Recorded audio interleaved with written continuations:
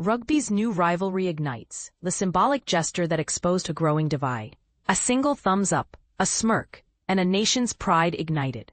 Rassie Erasmus, the architect of South Africa's rugby resurgence, has long cultivated an air of indifference to outside opinion.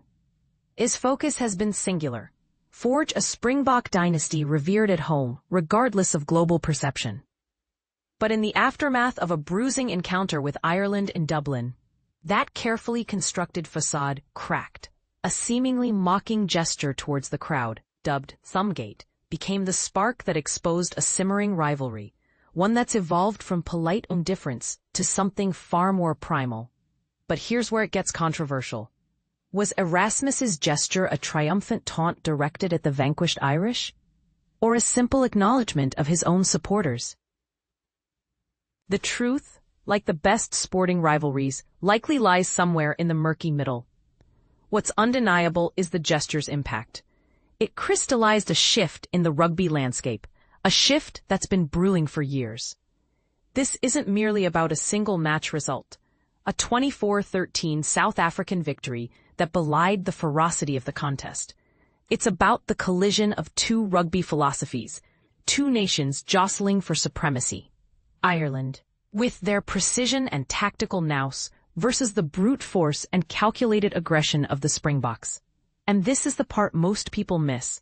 This isn't just about winning. It's about identity. Ireland's rise, fueled by landmark victories and a system designed to dismantle giants, has forced South Africa to confront a new reality. The Boks, once untouchable, are now being hunted. The Dublin clash was a microcosm of this evolving dynamic. South Africa's dominance in the scrum, a hydraulic press crushing Irish resistance, was more than just a tactical victory. It was a statement, a primal assertion of physical superiority.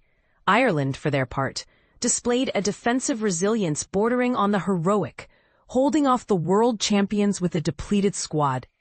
Their motivation?